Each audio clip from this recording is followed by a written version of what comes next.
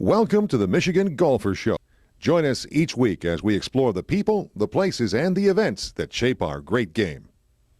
Hi, I'm Jennie McCafferty for the Michigan Golfer, and we're celebrating in Grand Rapids at the Celebration Cinema. And what we're celebrating is the movie, The Phantom of the Open.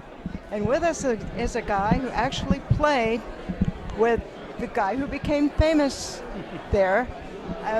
And your name is? I'm Brent Rector. And Brent, you and Terry Moore actually played with Maurice Fitscrof. Is that right? Maurice Fitscrof. Morris. Yes. We have to get the emphasis on the right syllable. That's how he pronounced his name. And he came here because Terry found him. But the story goes back, as you probably heard from Tim, goes back to Tim Moore having this stag at Blythfield that to celebrate bad golf. Did you hear about that?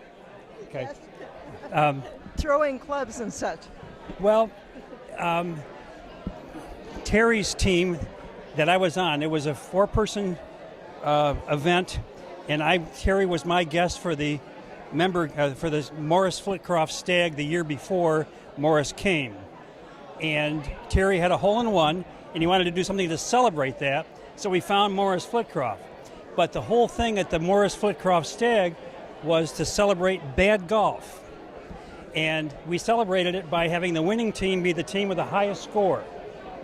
And the team with the highest score got prizes such as tennis lessons and other things that were unrelated to golf. So that's how they did it. Well, Flitcroft's claim to fame was getting the worst score in the British Open ever. Right. He entered the Open qualifier as a pro, and if I have it right, that was his first full round of golf. Shot 121. Tim Moore, Terry's brother, saw this in the Guinness Book of World Records, so decided that that's what we're going to name our stag after, Maurice Fitscrof, to celebrate bad golf. And Maurice Fitscrof was a real hoot. It was a long time ago, but I still remember that he had some really funny lines, and he was serious. He wasn't just a fun act. He wanted to be a good golfer. He just wasn't. So, sounds familiar. Well, he really worked at it. You know, he'd hit on the, he told us he hit on the beach, but he never really got to play much. He didn't really have the money to play golf, which takes a bit of money to do. And he found a way to get himself in the Open. I don't know if anybody's told you this yet, but the year after he shot 121, he entered again. The Open, the RNA, the Royal and Ancient, banned him for life. So the next year he entered as an amateur, lied about a handicap, and entered in Switzerland under his mother's maiden name. So great story about Maurice, and he was great fun.